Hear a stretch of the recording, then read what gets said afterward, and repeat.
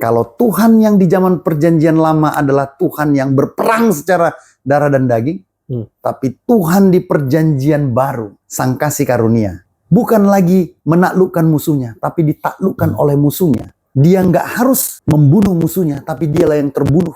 Itulah yang menjadi kemenangan baginya. Itulah Tuhan kasih karunia. Dia memenangkan pertarungan dengan cara membiarkan dirinya terbunuh oleh dosa kita dan kekejaman iblis. Tapi oleh darahnya yang tercurah, tubuhnya yang pecah, jiwa kita, hidup kita diselamatkan. Inilah arti dari kasih karunia. Tetapi tulah-tulah itu tidak dapat lagi menyentuh kita. Sebab penghukuman tidak dapat lagi menyentuh orang-orang yang hidup di dalam lingkungan kasih karunia Tuhan. Darah Kristus, kita akan diselamatkan.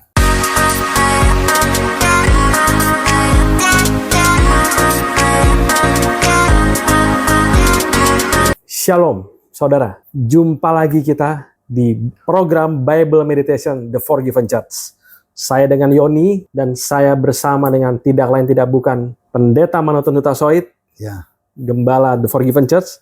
Saudara bersuka cita hari ini dan pendeta juga bersuka cita. Yes, bersuka cita. Semangat kita membahas pelajaran baru ini. Amin. Siap lahir dan batin. Kita selalu bersemangat membahas apapun itu ya pendeta ya. Amin. Pastikan saudara tetap on kurang lebih 1 jam ke depan dan sampaikan pendapat saudara di kolom komentar nanti di YouTube ya. Oke. Live di Studio Ulibana. Kali ini kita membahas mengenai pelajaran keempat di kuartal 3 2025 dengan judul Tulah-tulah. Saksikan terus. Baik pendeta, saya langsung saja. Judulnya adalah Tulah-tulah. Yang saya pahami atau banyak juga pasti pemirsa pelajari, tulah-tulah ini berbicara tentang penghukuman. Nggak ada ampun, dihukum gitu ya. Dan yang menjadi objek penghukuman adalah Firaun dan juga terkena juga bangsa Mesir, gitu ya.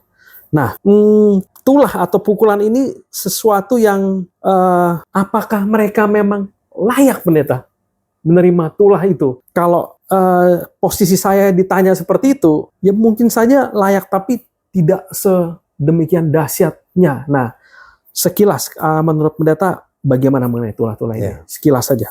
Jadi sebetulnya Tuhan tidak membuat bangsa Mesir sebagai objek penghukumannya. Mereka itu hanya terimbas akibat. Akibat apa? Tapi akibat yang mereka perbuat sendiri. Nah ini nanti menjadi pelajaran berharga buat kita ya. Akibat dari penyembahan mereka, ideologi yang mereka bangun tentang sesembahan. Ada ribuan dewa-dewi atau Allah-ilah atau Tuhan di bangsa Mesir yang semuanya itu dihubungkan dengan aspek kehidupan, sektor-sektor kehidupan sebagai penguasa unsur-unsur kehidupan itu gitu. Ada ribuan itu. Nah, mereka menyembah itu karena mereka menganut paham yang namanya politeisme. Politeisme itu punya banyak sesembahan ilah-ilah. Lalu ada yang namanya henoteisme.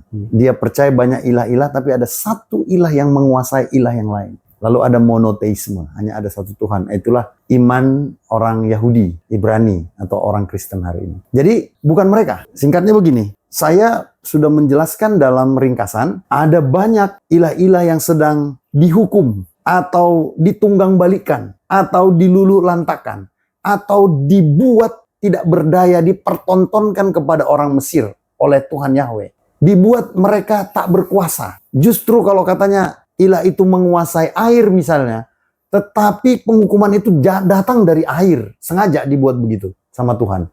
Jadi yang dihukum adalah ilah-ilah itu, ya, atau Allah-Allah itu. Itu sebabnya orang Mesir hanya terkena dampak oleh sesembahan mereka. Pesan moralnya, hati-hati dengan apa yang kita puja, kita agungkan, ya kan? Tuhan nggak pukul kita sebetulnya. Atau penderitaan atau penghukuman datang bukan untuk kita, tapi untuk yang kita puja itu, untuk yang kita agungkan itu.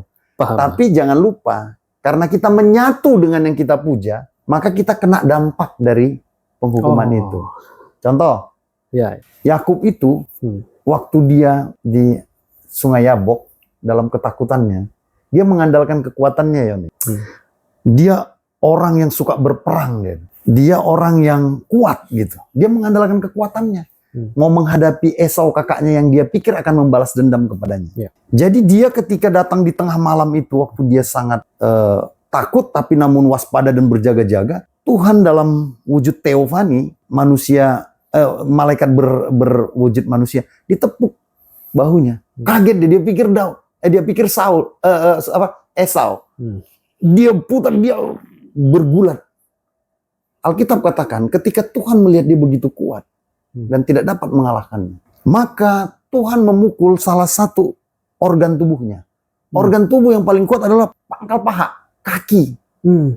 Jadi Tuhan pukul pangkal paha Yakub sehingga terpelecok dan dia akhirnya lemah dan kalah. Tapi ketika dia menjadi lemah dan kalah, saat itulah malaikat Tuhan bisa menumpangkan tangan atas kepalanya dan dia diberkati.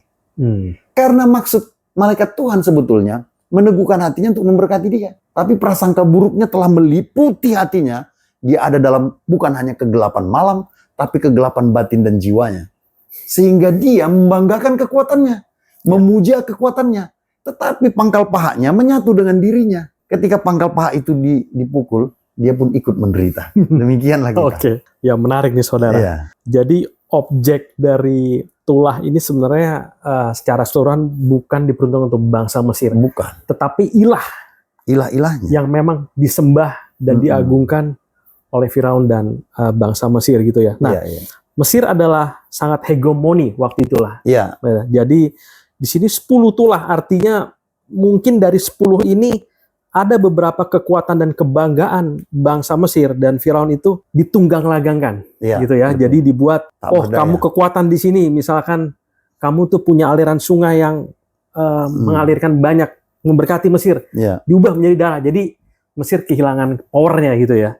Jadi bisa dibilang, tapi gini pendeta, ketika memang hukuman itu bangsa Mesir ya mau nggak mau kena juga jadinya ya. Kena. Ya. Betul. Jadi kayak penghukuman kolektif gitu ya sebenarnya ya. Iya, ya itu dia tadi karena memang Tuhan mau menghantam, contoh Sungai Nil yang menjadi sumber kehidupan mereka, sumber pekerjaan, penghasilan dari pekerjaan mereka, ya kan, dan banyak memberikan dampak-dampak yang baik pada kehidupan mereka. Penguasa Sungai Nil itu Dewa Num, Dewa Hapi. Jadi dalam satu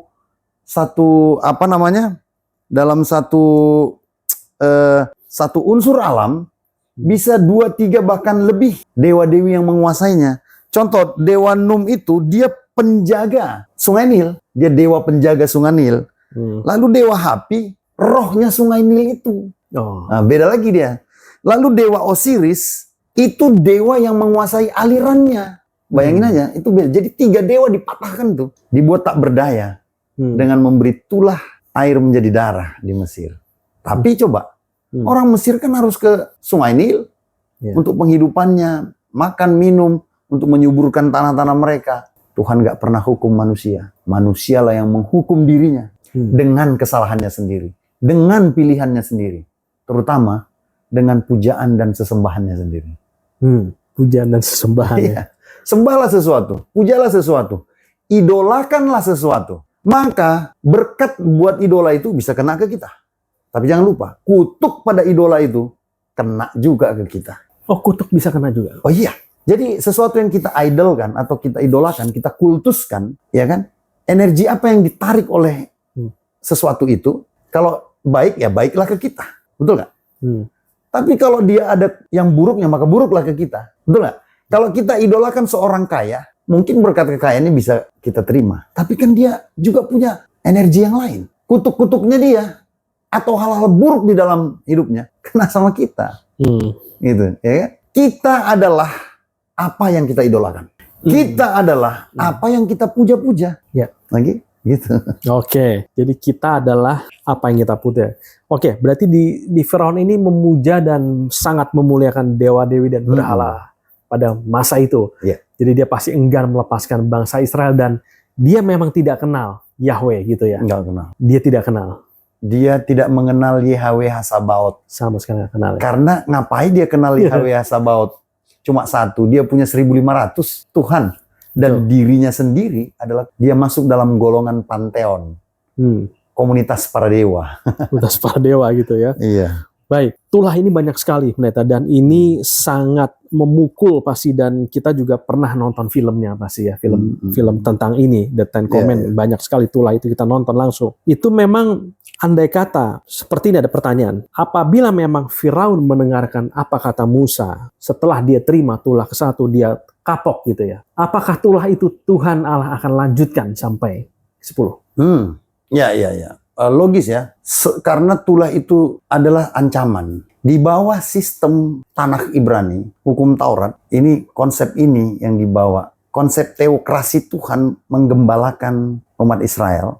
Jadi ya konsepnya tuh do good, get good, do bad, get bad. Jadi yang menjadi pertanyaan yang menarik adalah, kan itu dijadikan ancaman tuh. Waktu Musa menghadap Firaun, ada Allah kami yang lebih besar daripada Allah-Allahmu. Bebaskanlah bangsa itu. Tujuannya cuma satu, supaya kami bisa menyembah atau beribadah pada Allah kami di padang gurun. Dia nggak percaya. Oh, nggak percaya. Allah kami lebih besar daripada Allah-Allah kalian. Apa buktinya? Dilemparkan Musa tongkatnya menjadi ular, ya kan? Ali nujumnya Firaun juga melemparkan tongkat mereka jadi ular. Dalam terjemahan bahasa Indonesia, ular itu tampaknya sama, tapi dalam bahasa Ibrani itu hal yang berbeda. Yang dilemparkan Musa ular besar kalau bisa diterjemahkan. Yang dilemparkan oleh Ali Nujum ular kecil. Jadi dimakanlah ular-ular itu. Itu menunjukkan Allah kami lebih tinggi daripada Allah kamu. Dewa kami lebih tinggi daripada dewa kamu. Siapa namanya? Yahweh Sabaoth namanya. Atau Yahweh Zebaoth, si Tuhan perang gitu. Nah, itu menjadi ancaman sebetulnya, hukuman. Nah, semua yang diancam tujuannya adalah menghentikan tindakannya. Betul nggak? Ya. Nah, jadi pertanyaan, bagaimana kalau dia berhenti? Apakah ancaman itu masih dilanjutkan? Ya tanya aja secara logis kita nih. Kalau kita bilang ke anak kita, stop, kalau enggak ini nanti saya pukul ya, kamu. Terus dia stop, apa masih dipukul? Enggak harus. Enggak kan? Iya. Nah, demikian juga Tuhan. Jadi Tuhan nggak akan pukul itu, nggak akan jatuhkan tulah itu. Coba kita lihat nih ayat-ayatnya, Yon. Jadi apa namanya? Contohnya ini. Itu dalam Keluaran 8 ayat 8 sampai 15. Itu kan ditulah kedua katak ya kan? Itu. Setelah katak memenuhi tanah Mesir, Firaun kan bilang begini, ayat 8, berdoalah kepada Tuhan supaya dijauhkannya katak-katak itu daripadaku dan pada rakyatku. Maka aku akan membiarkan bangsa itu pergi supaya mereka mempersembahkan korban Tuhan. Itu artinya dia bertobat, dia mengurungkan niatnya, ya kan?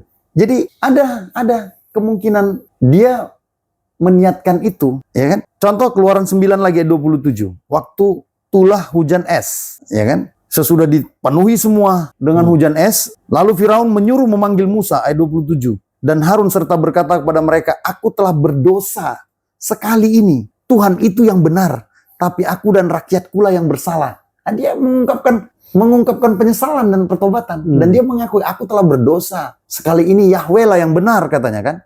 Ayat 28, berdoalah kepada Tuhan, guru yang sangat dahsyat dan hujan es itu sudah cukup. Maka aku akan membiarkan kamu pergi, tidak usah kamu tinggal lebih lama lagi. Ya kan jelas, ya pasti Tuhan menghentikan itu. Betul nggak? Betul.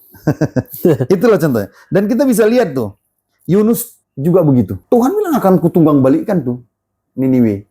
Coba kasih peringatan. Dikasih peringatan. Tobat mereka. Ya sudah. Nggak jadi. Jadi dalam sistem teokrasi Tuhan itu begitu. Do good, get good. Do bad, get bad. Kamu bertobat, ya udah nggak jadi. Terjadi. Diangkat penghukuman. Gitu. Nah sekarang coba kita lihat yang terakhir. Yeremia 18 ayat 7. Ini dia konsepnya. Yeremia 18 ayat 7 dan 8. Ada kalanya aku berkata tentang suatu bangsa dan tentang suatu kerajaan bahwa aku akan mencabut, merobohkan dan membinasakannya. Tuhan sudah berikhtiar, Tuhan sudah bernubuat. Aku akan cabut dan kurobohkan kamu, katanya. Tetapi ayat 8, apabila bangsa yang terhadap siapa aku berkata demikian telah bertobat dari kejahatannya, maka menyesallah aku bahwa aku hendak menjatuhkan malapetaka yang kurancang itu terhadap mereka. Do good, get good. Ya kan? Nah sekarang do bad, get badnya. Nih, ayat 9. Ada kalanya aku berkata tentang suatu bangsa dan tentang suatu kerajaan bahwa aku akan membangun dan menanam mereka. Ayat 10. Tetapi apabila mereka melakukan apa yang jahat di depan mataku dan tidak mendengarkan suaraku, maka menyesallah aku bahwa aku hendak mendatangkan keberuntungan yang kujanjikan itu kepada mereka. Jadi kalau dikasih Tuhan yang baik, kamu lakukan yang buruk, maka kamu dapat yang buruk. Kalau dikasih Tuhan, kalau kamu buruk, tapi kamu bertobat, maka Tuhan akan berikan yang baik. Begitu sistem itu. Oke, saya mau bertanya lagi Iya, pendeta ya. iya, silakan. Jadi seperti kita atau manusia pada zaman itu adalah di bawah ancaman gitu ya. Ya. Karena kalau tidak nurut, Ya. kutuk atau sesuatu yang buruk mungkin terjadi. Nah, kita sama-sama tahu pendeta. Pasti pendeta pernah mengumandangkan di beberapa waktu sebelumnya bahwa Yon, hati Tuhan ini sebenarnya lebih condong kepada memberi pengampunan dibanding penghukuman. Ya. Lebih berat hati Tuhan itu adalah Dia Maha Kasih, dan itu yang selalu kita lihat, dan kita bukan mengabaikan, tapi kita tidak memperhatikan sisi sebelah sini. Ya. Nah, karena hal apakah pendeta yang di sini kali ini lebih condong ke hukuman dengan sangat keras? Betul. Kenapa itu pendeta? Gini, kalau ada penghukuman, apa yang rasa atau psikologi seperti apa yang muncul pertama sekali? Ya kita takut sih. Takut. Udah, itu udah betul. Memang itu. Itulah pertama yang dialami manusia pertama. Jadi takut. Nah, pertanyaan, apakah ada di dalam roh ketakutan penyembahan atau ibadah yang sejati? Nggak ada. Karena penyembahan kepada Tuhan itu dasarnya adalah iman. Sementara di dalam roh ketakutan tidak ada iman. Itu sudah jelas ya. Di dalam ketakutan tidak ada iman. Takut tidak akan membuat orang menjadi insaf atau membuat penyembahannya kepada Tuhan jadi benar. Jadi itu sebabnya Tuhan nggak mau menerima penyembahan yang didorong oleh rasa takut. Gitu. Tapi agama mencetak orang menjadi takut. Agama. Makanya harus dibedakan orang beragama dengan orang beriman. Dalam iman tidak ada ketakutan, tidak ada kasih, tidak ada hubungan yang sejati di sana, ya kan? Ketakutan adalah jalinan hubungan antara tuan dan budak. Si budak akan merasa ketakutan kepada tuannya. Tapi hubungan yang sejati adalah seperti seorang sahabat atau bapak dan anak atau suami dan istri. Nah, hubungan semacam itu. Jadi untuk apa Tuhan mengandalkan penghukumannya kalau itu menimbulkan rasa takut? Makanya tidak ada pertobatan sejati dalam roh ketakutan. Itu sebabnya, ini konsep yang paling benar. Kalau kita mau bicara pertobatan sejati, Roma 2 ayat 4. Maukah engkau menganggap sepi kekayaan kemurahannya, kesabarannya dan kelapangan hatinya? Tidakkah engkau tahu bahwa maksud kemurahan Allah ialah menuntun engkau kepada pertobatan? Jadi Tuhan bukan nggak bisa menghukum, menempelak, ya kan, memukul orang, ya kan? Tapi dia tahu tidak akan pernah itu melahirkan pertobatan. Tapi kemurahannya, kasih setianya, panjang sabarnya dia berikan. Ingat ya, itu sebabnya orang-orang yang hidup dalam iman Kristus, dia beriman kepada kasih karunia Allah, bukan kepada penghukuman Allah. Gitu. Kenapa bangsa ini dibuat begitu? Bangsa ini budak. Tuhan harus punya dengan terpaksa membuat model seperti itu. Itu cara terburuk. Itu cara terbaik dari antara yang terburuk. Ya kan? Orang-orang kepada Israel saja dia buat begitu, apalagi kepada orang-orang yang bukan Israel, yang tidak mengenal Yahweh. Maka seperti itu di zaman itu. Tapi ketika sang kasih karunia sudah datang, Allah itu sendiri menjelma menjadi manusia, menjadi daging, yaitu Yesus Kristus namanya. Maka konsep pertobatan bukan lagi karena roh ketakutan, tapi oleh karena iman. Itu. Saya boleh tanya, pendeta? Ya, silakan. Ketika konsep itu berubah gitu ya, itu ternyata butuh rentang waktu yang cukup panjang ternyata ya. Dari rentetan kejadian manusia pertama hingga sebelum akhirnya firman itu menjadi manusia dalam diri Yesus Kristus. Jadi memang cukup panjang rentangnya gitu. Itu karena memang harus ada penghukuman dulu sebelum sang kasih karunia ini datang, atau memang ini timingnya Tuhan, pendeta? Ini kairos gitu ya? Bagaimana menurut pendeta? Prosesnya memang begitu. Oke. Gitu. Jadi bukan Tuhan memilih-milih waktu. Hmm. Tapi di proses itulah mereka lebih bisa menghargai sang kasih karunia itu datang. Kalau mungkin lebih cepat sebelumnya, Iya. itu bisa jadi sampah. Gitu. Gitu. Ya. Atau terlambat terlalu lama, itu juga akan sia-sia. Tapi sang kasih karunia itu datang, bagi Tuhan, 1 dari 99 yang datang berbalik kepadanya itu terlalu berharga. Makanya dia nggak pentingkan soal jumlah. Ya. Sekali saja tercerahkan, insaf atau sadar, maka itu bisa menggerakkan. Roh kasih karunia itu terus berlanjut. Dimenangkan waktu Injil kasih karunia itu diberitakan oleh kehidupan Yesus Kristus. Itu hanya 120 orang. Itu Kristen perdana. Menerima roh yang dijanjikan. Ya. Maka pelayanan roh sejak saat itu terus berjalan sampai hari ini. Jadi bukan lagi pelayanan darah dan daging. Tapi pelayanan roh. Tuhan mencurahkan rohnya dengan berkelimpahan. Yaitu di hari Pentakosta kepada 120 orang. Berjalan sampai hari ini. Cuma memang, ya bandingkan saja 120 orang dari seluruh dunia waktu itu. Iya. Ya kan? Sedikit kan? Sedikit. Ya memang Tuhan, makanya Tuhan bilang, sembahlah Allah dalam roh dan kebenaran. Sebab Allah mencari orang seperti itu. Kenapa? Kenapa disebut mencari? Dalam bahasa Inggrisnya seek. The such worshiper. Ya karena langka. Yang menyadari roh Tuhan itu langka. Semua kedagingan.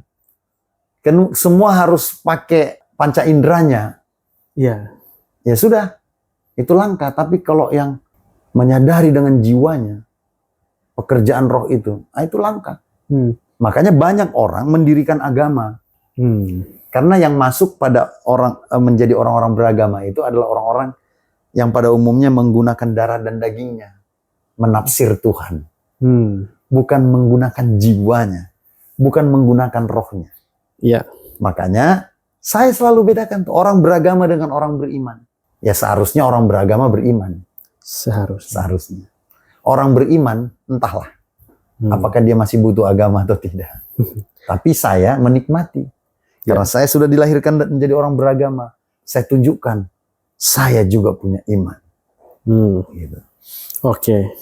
Jadi memang Tuhan mencari bukan orang beragama, tapi orang beriman. Karena kalau orang beragama belum tentu beriman. Betul. Tapi kalau orang sudah sangat beriman, otomatis sudah bukan darah dan daging lagi. Iya. Dia bisa menikmati agama dengan nikmatnya. Itu sebabnya Yesus bilang, ketika aku datang, adakah aku menemukan iman di bumi? Dia cari-cari iman itu. Dia cari-cari yang mengerti pelayanan roh itu. Yang meresapi pelayanan roh itu. Yang jiwanya menyadari itu. Makanya kita, ketika kita menikmati beragama ini, ya nggak heran. Kita menggunakan itu untuk mengatur tindakan dan perilaku kita. Apa itu? Taurat. Perintah larangan. Ketetapan dan ketentuan. Nah, orang beriman nggak butuh itu tuh. Karena jiwanya sudah menyadari. Menyadari dimensi yang lebih tinggi, yaitu roh. Nah, tapi orang yang hanya berpikir bahwa agama itu hanyalah tindakan dan perilaku. Ini persoalannya, Yoni. Orang Kristen, agama Kristen maksud saya, berpikir bahwa kekristenan itu adalah tindakan dan perilaku. Jadi bukan. Kalau tindakan dan perilaku, hukum Taurat bisa atur itu semua. Kalau tindakan dan perilaku, hukum sipil juga berkuasa atas itu. Tetapi kekristenan atau iman Kristus yang olehnya kita menjadi pengikut hari ini, itu bukan mau menciptakan, membuat sekedar tindakan dan perilaku kita. Enggak. Tetapi lebih dari itu. Di kedalaman batin jiwa kita, yaitu hasrat, keinginan, motivasi, kehendak, niat, semua yang tidak bisa diukur oleh hukum dan peraturan. Perintah larangan, ketetapan dan ketentuan. Jadi kekristenan itu, Yon, yang kita tonjolkan adalah iman kita yang bekerja di dalam jiwa kita ini. Jadi sekalipun perintah dan larangan gak ada, ketetapan dan ketentuan gak ada, Tapi dia berkuasa atas hidupnya untuk mengeluarkan buah-buah dari pelayanan roh itu. Buah roh. Nah, kalau buah roh itu sudah keluar dari kehidupan seseorang, maka tidak ada lagi hukum yang dapat menghalanginya. Baca itu Galatia 5 ayat 22. Iya. Sebab tidak ada hukum lagi yang dapat menentangnya. Gitu. Hukum nggak bisa mengeluarkan buah roh kita. Nggak berkuasa dia. Hanya roh, pelayanan roh melalui iman kita yang sanggup mengeluarkan buah roh kita, buah kehidupan kita. Ya, karena itu adalah intimasi Tuhan dengan kita. Itu yang harus disadari. Baik. Mau bertanya juga, bagaimana dengan orang Kristen yang kebanyakan masih cukup nyaman beragama, yang belum sampai ke tingkat level pelayanan roh, tapi dia masih nyaman dengan kondisi sekarang? Itu berarti dia harus naik step gitu mereka. Kalau enggak dia akan jalan di tempat apa bagaimana? Nah, ini tugasnya para pelayan roh. Saya menyebut diri saya pelayan roh. Ya. Seperti yang dalam 2 Korintus pasal 3. Paulus menyebut diri kami pelayan-pelayan roh. Ya. Yang tidak terdiri dari hukum yang huruf-huruf yang tertulis gitu. Saya pelayan roh. Tugas saya adalah mencerahkan umat dengan konsepsi ini, bahwa kita jangan didikte oleh perintah, larangan, ketetapan, ketentuan. Karena itu bukan produk kekristenan. Memang itu produk Yudaisme. Itu produk orang Ibrani. Yang pada waktu itu cocok untuk budak. Mentalitas budak memang harus diatur oleh itu. Dan itu pun karena itu permintaan mereka. Tuhan sendiri nggak berencana untuk itu. Kita sudah sering pelajari itu ya. Betul. Nah, jadi bagaimana dengan orang-orang yang seperti itu paling banyak di agama ini? Nggak apa-apa. Kita nggak perlu gusar kan? Karena orang-orang yang beriman, orang-orang yang sudah menjadi pelayan roh, ya karena roh. Dia bisa ditempatkan di mana saja. Roh itu kan subtil. Ya kan? Dia nggak terbatas oleh ruang dan waktu. Artinya, dia nggak perlu terganggu dengan semua itu. Maka dia bertugas untuk memberikan pencerahan, membawa cahaya, iluminasi. Ya kan? Cahaya Tuhan melalui imannya. Ya kan? Melalui hidupnya. Ya supaya orang akhirnya tahu bahwa oh ya, aku harus hidup di dalam kasih karunia Allah. Pelayanan roh ini. Begitu. Itu tugas kita. Lewat pewartaan seperti ini. Nah, saya kasih pertanyaan agak ini juga nih Pendeta. Bagaimana dengan orang beragama? Apakah mereka akan dibawa penghukuman Tuhan? Orang beragama? Bagaimana? Apakah dia akan berada di bawah penghukuman Tuhan? Oh, gini saja. Kita tahu itu orang beragama kalau dia, makanya saya bilang, apa yang kita glorifikasi, apa yang kita puja, akan menjadi itulah kita.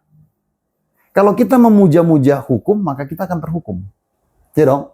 Kalau kita memuja-muja kasih karunia, maka kita akan menerima kasih karunia. Itu sebabnya Roma 8 ayat 1 sebut begini. Demikianlah sekarang, tidak ada penghukuman bagi mereka yang ada di dalam Kristus Yesus. Ya kan? Ya.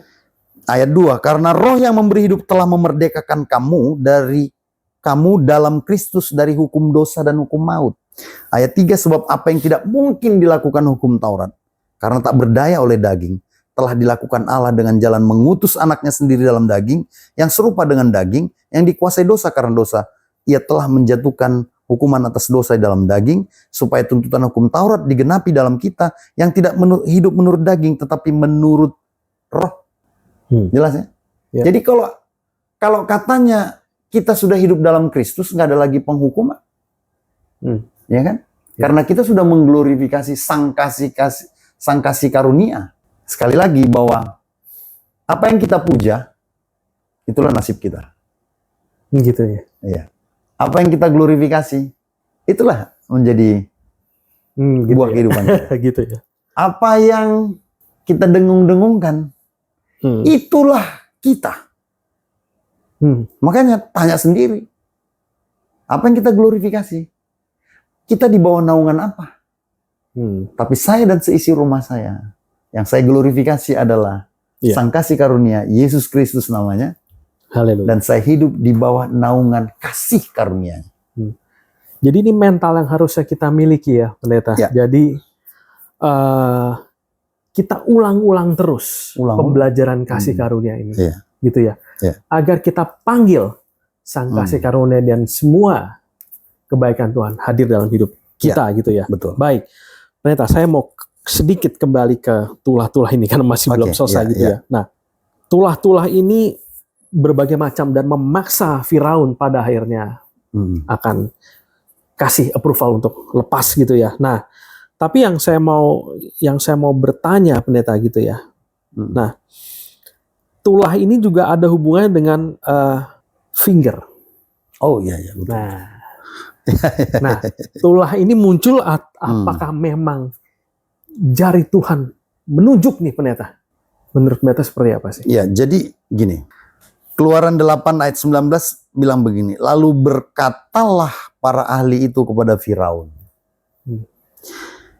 inilah tangan Allah. Apa yang dimaksudnya? Jadi ahli-ahli itu mengatakan inilah tangan Allah. Apa yang dimaksudnya dengan inilah? Tulah-tulah itu. Ya kan? Disebut inilah tangan Allah. Cuma di sini ada yang harus diperjelas. Karena terjemahannya sebetulnya bukan begitu, bukan itu.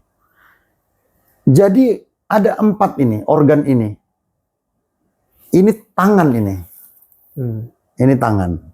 Disebut kalau bahasa Inggris the hand. Kalau ini lengan, dari siku ke sini ini lengan. Ini disebut the arm. Kalau ini telapak ini palm. The palm. Ya. Tapi kalau ini the finger. Tapi kalau seluruhnya disebut tangan ini. Gitu. Tapi yang dimaksud dengan ini, ini memang khusus jari ini. Ini the finger. Kalau bahasa Inggrisnya dia, jadi then the magician said to Pharaoh, this is the finger of God. Finger. Jari telunjuk Tuhan.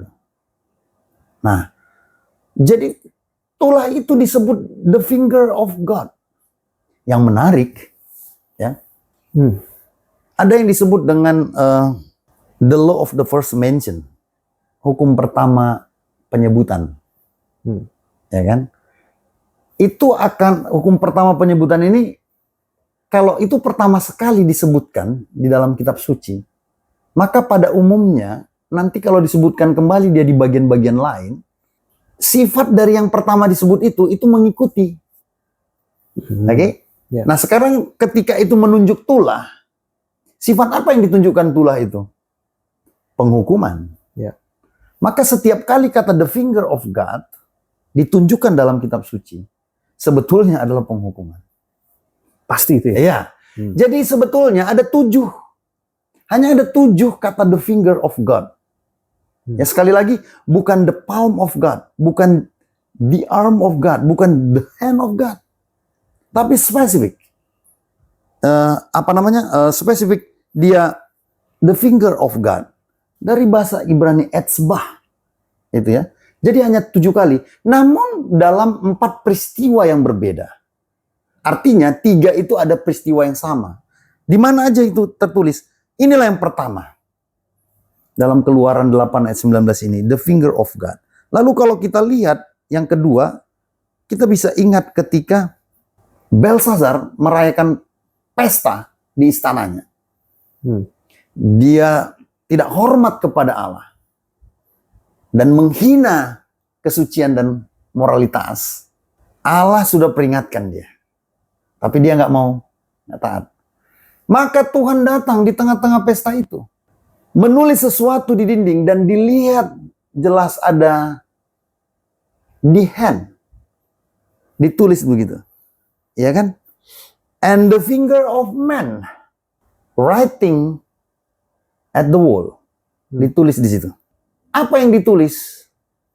Mene mene tekel ufarsin. Yang artinya kamu telah ditimbang dan kamu dinyatakan ringan, maka kamu akan dipecah.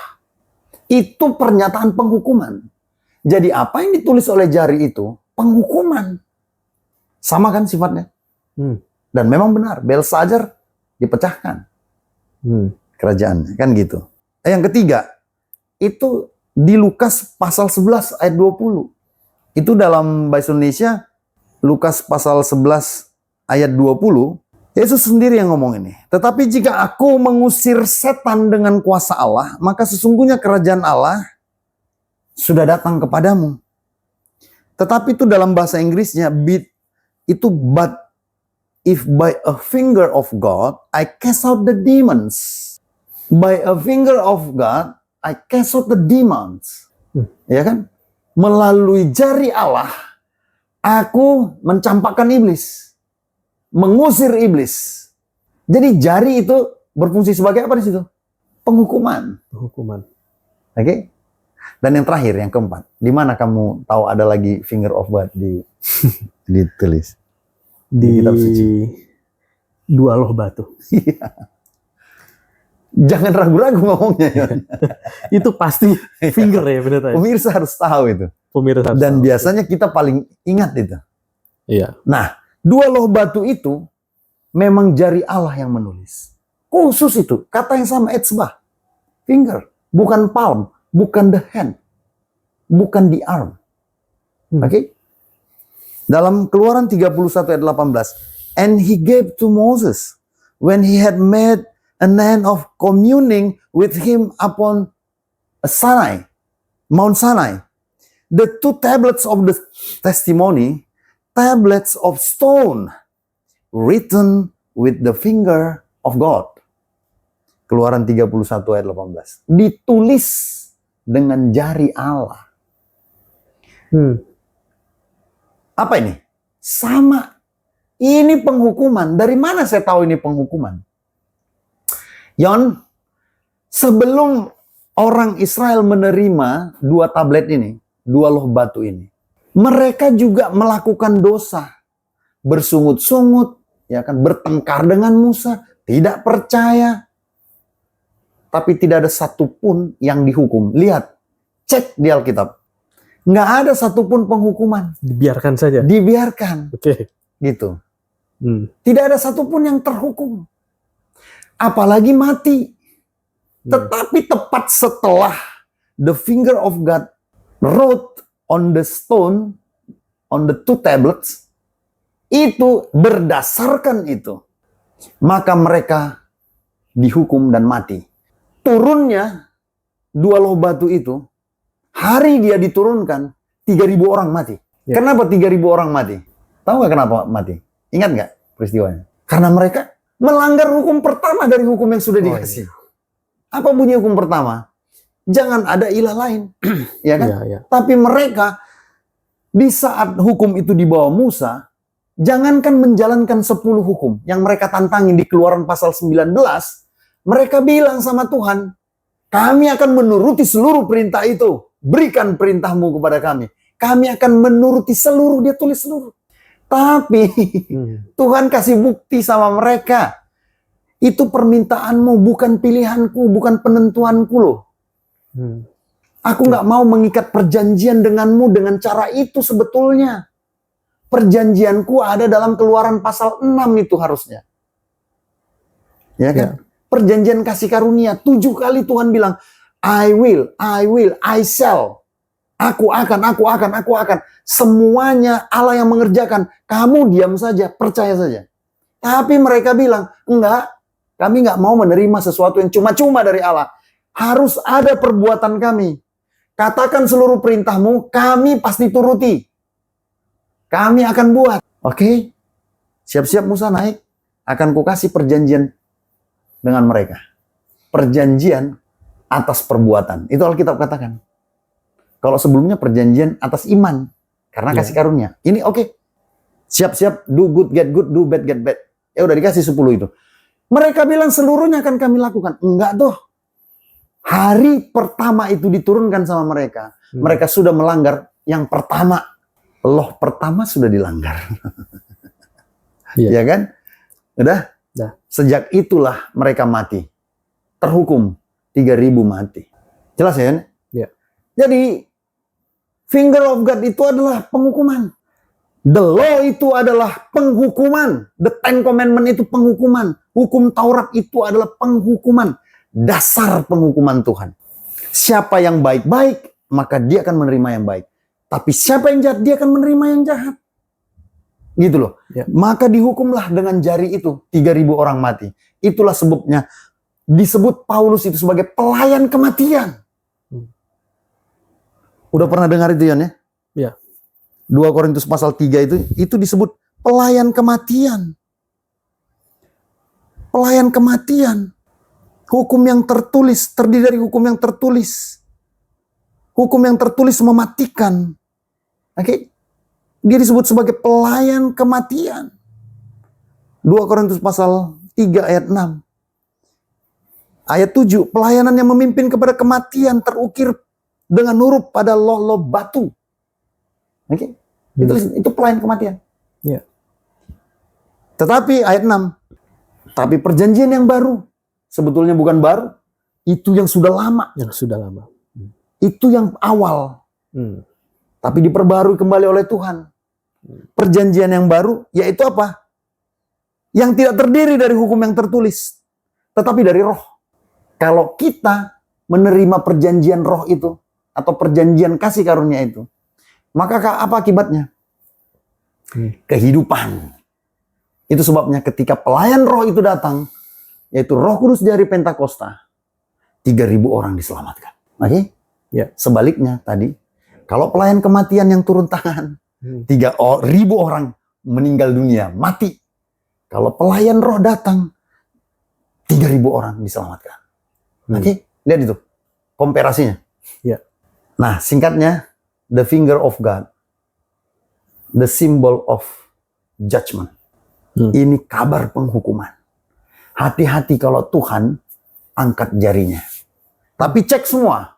The arm of God, the hand of God. Semua. Dengan lengan yang kuat dan tangan yang teracung. Aku akan membimbing kamu. Aku akan menyelamatkan kamu. Aku akan membawa kamu ke tanah perjanjian. Lengan, tangan. Tapi jangan coba ini. Itu bedanya ya. Itu beda. Lengan, tangan, telapak ini ya, palm ya. Iya. Dan The finger. hand, Oke. the arm, the palm. Saya juga mau nanya, kebetulan tulah itu berjumlah 10 pendeta. Iya. Dan 2 loh batu juga match 10 juga. Iya. Jadi ini kayak suatu Oh memang, iya betul. kebetulan ya. Iya. Pas ya. Tapi gitu. jangan lupa, waktu Tuhan mempertontonkan the Ten Commandment, the plagues, Ya. Tulah itu, Ya, tulah. itu 10 kan. 10. Dimulai dari pasal 7 itu sampai pasal 12. Ya kan? Tapi dia juga mempertontonkan setelah pasal 12 sampai pasal 19 dalam buku Keluaran. 10 berkat juga. 10 berkat. Air pahit jadi manis, ya kan? Mengusir Bani Amon, tiang awan, tiang api. Itu kalau dihitung 10 juga. 10. Jadi di hadapan Israel. Sebelum Keluaran pasal 20. Pada waktu Keluaran pasal 20. Ayat yang ke-6 sampai 8 itu. Tuhan bilang, kamu lihat apa yang telah kuperbuat pada orang Mesir. Apa itu? Tulah. Tulah. Dan kamu lihat apa yang kuperbuat kepadamu. Aku menuntun kamu seperti anak Raja Wali. Di atas induknya. Apa itu yang dipertontonkan? 10 itu. Kalau mundur ke belakang lagi dari pasal 13 sampai pasal 19, itu semua itu. Artinya 10 berkat, 10 kutuk, 10 berkat. Orang Israel harus gitu, Yon. Biar dia paham. Gitu. Biar dia ngerti. Mental budak itu harus dijelaskan sama dia. Mana kutuk, mana berkat. 10-10 ya. Oke, ini pertanyaan juga nih. Ini pertanyaan, Iya. oke. Pendeta, ketika 2 tablets Musa bawa, turun dia dari gunung, wajah Musa bercahaya. Yes. Padahal yang dia bawa adalah 2 loh batu yang ditulis oleh finger of God. Muka Musa bercahaya. Itu menurut pendeta bagaimana? Ya, Alkitab juga menceritakan Itu berarti cahaya kemuliaan juga, pendeta. Iya. Cahaya. 2 Korintus 3 ayat 7. Iya. Pelayanan yang memimpin kepada kematian terukir dengan huruf pada loh-loh batu. Oke. Namun demikian kemuliaan Allah menyertai waktu ia diberikan. Cahaya Allah maksudnya menyertai waktu ia diberikan. Yes. Sebab sekalipun pudar juga, tapi jangan lupa cahaya itu pudar. Pudar ya gitu ya. Cahaya muka Musa begitu cemerlang. Sehingga mata orang Israel tidak tahan menatapnya. Catat ya. Tidak tahan menatapnya. Berarti mereka nggak sanggup melihat itu. Iya. Oke? Jika pelayanan itu datang dengan kemuliaan yang demikian, betapa lebih besarnya lagi kemuliaan yang menyertai pelayanan roh. Paulus mengungkapkan ini. Dia bilang, waktu the Ten Commandment, 2 loh batu, hukum Taurat itu diberikan, si pemberi itu, si pembawa Musa itu bercahaya mukanya.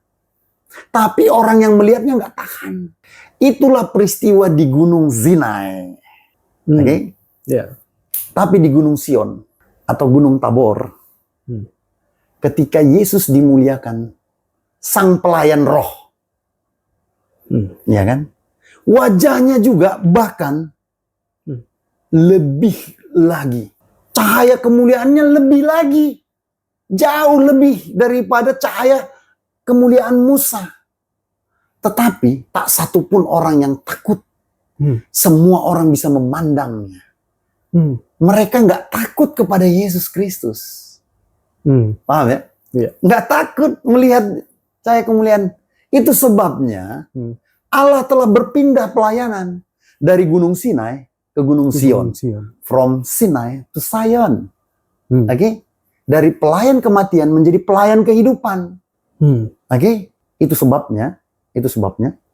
Di situ, waktu Yesus dimuliakan, nanti baca dalam Yohanes pasal 17, dikirim 2 utusan, Musa dan Elia. Dalam tubuh astral mereka mungkin ya.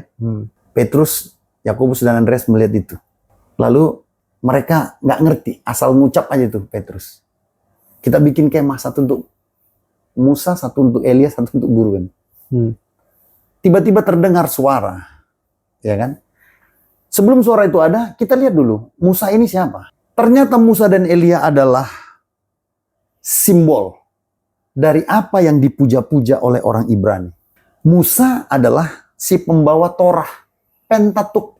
Oke? Dia penulis kitab Musa, 5 kitab Musa. Dialah penulis hukum Taurat. Dialah pembawa hukum Taurat. Jadi, sementara Elia adalah pemimpin atau perwakilan dari nabi. Jadi yang disebut dengan Tanakh Ibrani, Torah, Nebiim dan Ketubim, ya, itu Torah itu adalah 5 Pentateuch, 5 kitab Musa. Nebiim itulah kitab nabi-nabi.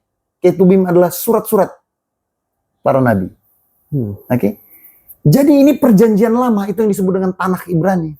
Dan ternyata dua-dua datang mewakili itu. Ya kan?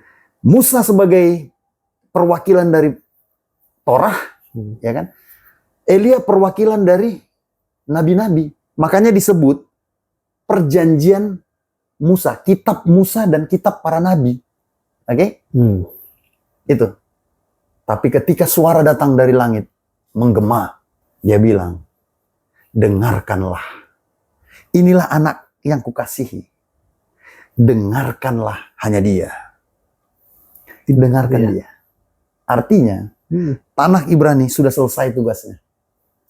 Sekarang dengarlah dia yang akan mengucapkan kasih karunia demi kasih karunia kepadamu. Dia yang paling diagungkan di situ. Tugas Musa dan Elia sudah selesai. Menghantar, memberikan jalan kepada sang kasih karunia datang. Dengan tanah, Torah, Nebiim, dan Ketubim. Itu sebabnya tugas mereka telah selesai dan usang dan tidak ada artinya lagi. Kata Paulus dalam Ibrani pasal 8. Yes, jelas itu. Usang dan tidak ada artinya lagi. Masih ada powernya tidak? Tidak ada powernya lagi. Udah nggak ada. Dia menjadi sejarah. Kalau sejarah, apa artinya? Masa lalu. Oke. Apa alat untuk menafsir sejarah? Logika, rasionalitas. Tapi kalau untuk sesuatu yang belum terjadi, apa alat untuk menafsirnya? Iman. Iya, itu. Gitu ya. Ya. Jadi mereka telah menjadi sejarah. Itu sebabnya untuk kasih karunia yang masih terus berlanjut dan akan terus berlanjut sampai di alam keabadian. Kita butuh iman. Makanya disebut kita orang beriman. Bukan orang beragama. Bukan orang berlogika. Oke. Bukan orang berasionalitas. Bukan orang berilmu. Beda itu. Orang berilmu itu ya pakai ilmu. Gitu. Tapi orang beriman dasar dia iman. Iman itu mengerjakan segala sesuatu, nilai-nilai dan kualitas hidupnya. Apakah orang beriman itu tidak butuh ilmu? Enggak. Bukan tidak butuh ilmu, salah. Orang beriman pasti tetap menghargai ilmu, tetapi dia mengedepankan dan membuat dasar segala kehidupannya dengan iman. Maka iman itu nanti yang mengajarkan dia, bahkan melampaui segala ilmu. Itu bedanya. Paham ya? Kan? Paham. Jadi bukan kebetulan itu dua perwakilan itu hadir di penglihatan Petrus. Bukan. Memang itu sudah rencana. Berarti penglihatan Petrus secara roh itu pendeta. Iya. Dia lihat. Dan satu hal. Ini murid yang spesial nih yang tiga-tiga ini. Petrus, Yohanes, dan Yakobus. Coba perhatikan arti nama mereka ini bertiga. Petrus apa artinya? Apa? Batu karang? Batu. Jadi dia bukan batu karang, dia batu aja, batu berguling. Batu berguling. Rolling stone. Oh, Rolling Stone. Nah, batu lah. Yakobus apa artinya? Apa pendeta? Berubah. Ya, bertukar. Yakub. Ya kan? Yohanes apa artinya? Kasih. Jadi kalau mau dilihat ini, memang sengaja ini Tuhan nih, secara alegori, Tuhan sengaja mengantar mereka bertiga. Untuk memberi pesan kalau digabungkan nama mereka di atas Gunung Sion. Kasih telah menggantikan hukum. Petrus batu itu lambang hukum. Dua loh batu. Ya. Kasih telah menggantikan batu. Ya. Yohanes, Yakobus, Petrus. Itu arti ketiga nama. Keren ya? Itu. Gitu ya. Itu penuh dengan alegori. Di Bukit Kemuliaan itu. Oke. Di Gunung Kemuliaan itu. Gunung Sion namanya. Iya ya. Jadi tugas mereka tongkat estafet langsung ke Mesias dan itu adalah Yesus Kristus. Yesus Kristus dan Sang Kasih Karunia. yang lain adalah histori. Gitu. Histori, betul.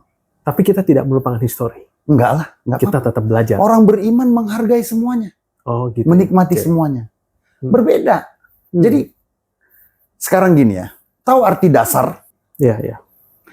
Kalau segala sesuatu yang kita bangun, itu bergantung kepada dasarnya apa. Kalau kita membangun rumah kita di atas dasarnya pasir, maka datanglah angin badai, ataupun air bisa hancur. Tapi kalau di atas batu karang, dia kuat. Dasar apapun yang kita buat, itu akan menciptakan menentukan apa yang kita buat itu. Makanya saya bilang, jangan salah dasar dulu. Kita harus membuat segala sesuatu di atas dasar yang tepat. Jadi dasar kita bukan histori. Dasar kita iman. Jadi kalau iman yang menjadi dasarnya, maka iman ini akan mengerjakan terus nanti sampai ke atas. Maka bangunan iman itu akan kokoh. Jadi kalau kita bikin dasarnya adalah logika, ya sudah. Seperti logika itu. Tapi seberapa jauh logika? Seberapa jauh logika akan terjawab oleh pertanyaan ini. Mana yang paling banyak? Yang diketahui manusia atau tidak diketahui manusia? Yang tidak diketahui. Yaitu. Yang kita ketahui nyangkut di tiang jemuran. Setelah lewat itu nggak tahu lagi kita. Yang kita ketahui hanya tampak oleh mata kita. Itu yang kita ketahui. Tapi yang tidak kita ketahui. Disitulah iman bekerja. Makanya iman dasar dari segala sesuatu yang tidak kita lihat. Bukti dari segala sesuatu yang tidak kita ketahui. Iman itu mengerjakan. Itulah yang membuat kita sebetulnya berbeda. Orang yang beriman itu sebetulnya orang yang benar-benar pasrah kepada Tuhan. Karena dia nggak tahu apa di depan. Seperti apa yang harus dia jalani. Gitu. Yang dia tahu, kalau Tuhan yang memimpin dia akan tiba pada tujuannya. Dan dia akan baik-baik saja. Seperti apa prosesnya dia nggak tahu. Tapi ketika iman itu bekerja, itu yang menjadi dasar dari kehidupan kita. Maka iman itu akan terus mengerjakannya sampai kepada tujuan kita. Itu bedanya. Tapi kalau logika, ada batasnya. Begitu mata kita tertutup, kita tidak tahu lagi. Ya sudah. Begitu, benar-benar. Nah, tapi apakah orang beriman mengangkangi logika? Enggak. Iya. Enggak. Iman menggunakan logika hanya pada waktunya. Oke? Itu dia. Tapi imanlah yang mendasari segala sesuatu.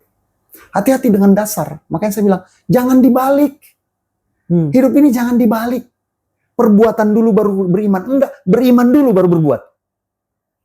Oh, kebanyakan berarti terbalik nih posisinya. Ya, makanya nanti gitu sungsang dia hidupnya. Gitu. Jadi dasarnya ya, dasarnya Dasar, sudah harus iman ya. Kalau dasarnya kita bikin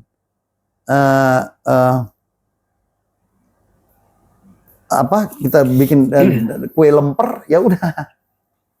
Tapi kalau kita bikin dasarnya batu, ya sudah.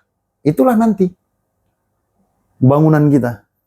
Oke. Bangunan iman kita, bangunan hidup kita. Makanya Paulus menuliskan, orang benar akan hidup oleh iman. Iya. Berarti orang yang tidak benar secara nggak langsung dia bilang adalah hidupnya bukan dari iman. Bukan. Dibalik aja. Betul, gitu ya. karena dibalik. Mereka hidup oleh karena perbuatan. Tahu kan perbuatan ini? Iya, tahu. Ya dia hanya mengukur segala sesuatu dengan apa yang bisa ditafsir oleh panca inderanya. Kekristenan bukan panca indera. Kekristenan batin dan jiwa. Oke. Gitu. Yang menembus segala batas-batas. Nah, sekali lagi, orang benar akan hidup oleh iman. Ini perlu saya koreksi orang mengerti istilah ini. Bukan orang benar sebetulnya yang pantas terjemahan. Orang yang dibenarkan. Oke. Nggak ada yang benar. Ya, tidak hanya satu. Kristus yang benar. Kita itu memakai kebenaran Kristus. Makanya sebetulnya yang dibenarkan. Karena iman. Nggak ada orang dengan sendirinya benar. Nggak mampu Gitu. ya. Oke. Kebenaran itu adalah iman Kristus. Kita pinjam iman Kristus. Iman Yesus. Jesus faith. Christ faith. Makanya kita dibenarkan. Oke. Gitu. Pendeta, ini pertanyaan terakhir nih. Kita kurang lebih sudah lumayan lama nih. Oke. Apakah ada yang istimewa lagi dari ke-10 tulah ini, Pendeta? Oh iya, ada. Ini pertanyaan terakhir ini. Iya. Ini meneguhkan gospel of grace yang selalu kita dengung-dengungkan di jemaat kita. Kalau kita baca Keluaran pasal 12 itu ya, di situ diterangkan nanti tulah ke-10. Tapi saya mau katakan, jadi 9 tulah yang diberikan itu ajaibnya tidak mengenai orang Israel. Mereka memang tinggal di tanah Goshen.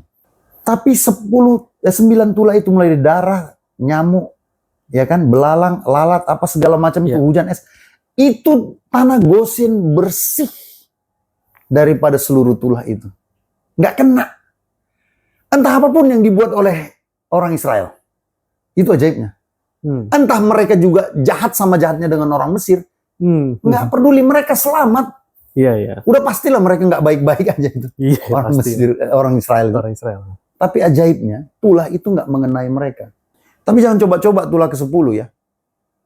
Itu sebabnya sebelum tulah 10 ini, tulah ke-10 itu diberitakan dulu. Diberitakan dengan detil dan jelas. Nah, saya udah jelaskan ya. Di ringkasan nanti boleh lihat lagi. 9 tulah itu kan mau menghantam dewa-dewi orang Mesir. Iya. Per 1 tulah itu bisa menghantam 2, 3, bahkan lebih dewa-dewinya. Tapi dewa yang terakhir ini, yang mau dihantam, itu bukan dewa-dewi yang nggak kelihatan. Atau yang terbuat dari patung dan model-model sesembahan yang lain. 1 tulah ke-10 ini hanya mau menghantam Firaun. Firaun itu, pengangkatan Firaun, itu harus dari anak sulung. Jadi, turun-temurun, Firaun itu diangkat, mewarisi tahta Firaun itu adalah anak sulung. Firaun itu menyamakan dirinya dengan dewa-dewi. Dia disebut panteon, masuk dalam komunitas Allah dan Ilah, dewa dan dewi. Dia menyebut sebagai yang tidak tersentuh kematian. Itu yang dideklarasi kepada bangsanya. Dia tidak tersentuh kematian. Entah propaganda apa yang dia bikin, tapi itu berhasil dipercayai oleh orang Mesir bahwa Firaun tidak akan mati. Dan dulu itu memang wajar bahwa seorang raja atau penguasa besar memang tidak dianggap tidak mati. Dia hanya disebut menghilang dan sudah menyatu dengan dewa-dewi di alam maya. Gitu. Jadi Firaun menyebut dirinya tidak mati. Itu. Jadi khusus Tulah 10 itu dijatuhkan oleh roh jahat yang daripada Tuhan, ya, itu hanya untuk menghantam kekuasaan Firaun, hanya untuk mau menaklukkan apa yang sudah digembar-gemborkan Firaun. Karena dia anak sulung, maka tulah ke-10 ini adalah membunuh semua anak sulung dari manusia dan ternak. Oke? Anak sulung manusia dan ternak. Tapi pengecualian dari tulah 9, tulah yang ke-10 ini bisa kena bangsa Israel. Jangan coba-coba, kalau 9 tadi nggak kena mereka sama sekali. Tapi tulah ke-10 ini kena semua yang punya anak sulung dan ternak yang sulung mati, baik orang Mesir maupun orang Israel. Gitu. Satu-satunya yang membuat luput adalah ketika mempersembahkan anak sulung dari domba. Dibunuh domba ini, dicurahkan darahnya, diambil daun hisop, lalu dipercikkan ke ambang pintu rumah-rumah yang percaya kepada amaran itu. Ya. Lalu nanti mereka akan buru-buru makan secuil daging yang dari domba yang dibunuh itu, dicampur dengan roti dan sayur pahit. Lalu terburu-buru mereka ada ritual tergopoh-gopoh menandakan mereka terburu-buru keluar dari Mesir karena saat itu Firaun menyerah. Ya kan? Kenapa? Karena akan dibunuh anak sulungnya. Oke? Dan itu diberitakan. Maka siapa yang percaya menulis membuat darah di ambang pintunya. Kenapa? Karena nanti datang malaikat maut akan lewat di seluruh tanah Mesir dan tanah Goshen. Jadi kalau dia lihat bubuhan darah, yang tadinya kalau tidak ada bubuhan darah, dia akan bunuh anak sulung di situ, baik manusia maupun ternak. Tapi ketika dia lihat tanda darah itu bagaikan meterai untuk tidak disentuh. Maka dia akan pergi melewatinya. Nah, kata melewati itu yang disebut dengan Pesak. Itulah yang menjadi kata Paskah. Paskah itu artinya melewati. Passover. Ya, Passover. Karena malaikat maut melewati ambang pintu yang kelihatan bubuhan darah. Nah, itu sebabnya itu melambangkan Yesus. 1 Korintus 5 ayat 7, buanglah ragi yang lama itu supaya kamu menjadi adonan yang baru. Sebab kamu memang tidak beragi, sebab anak domba Paskah kita juga telah disembelih, yaitu Kristus. Itu melambangkan Mesias, juru selamat di masa yang akan datang. Seperti darah anak domba itu yang telah menyelamatkan dari malaikat maut yang mencabut nyawa anak-anak sulung. Jadi kematian anak sulung harus digantikan oleh anak sulung dari Tuhan juga, yaitu Yesus Kristus. Darahnya menjadi meterai. Makanya Paulus ketika membicarakan tentang perjamuan Tuhan, dia bilang, karena kita telah dimeteraikan oleh darah Kristus. Dimeteraikan artinya kita disegel, dikasih cap untuk tidak bisa disentuh oleh penghukuman dan penghakiman apapun. Akan Passover. Akan Passover. Ya kan? Okay. Itu sebabnya Roma 8 ayat 1 dia bilang, tidak ada lagi penghukuman bagi siapapun yang ada di dalam Kristus Yesus. Luar biasa. Gitu. Ya? Jadi itu dalam darah itu kasih karunia. Ibrani 9 ayat 22 bilang, tanpa penumpahan darah tidak ada pengampunan dosa. Di bawah hukum Taurat, darah itu harus tertumpah melalui korban-korban yang sudah ditentukan. Tapi nanti akan ada yang jauh lebih berharga daripada darah-darah korban hewan itu, Itu darah Kristus sendiri. Itulah the story of redemption. Gospel of grace. Itulah kekristenan kita hari ini. Dan ini yang harus kita dengungkan dan diulang terus. Diulang terus. Gitu ya, pendeta.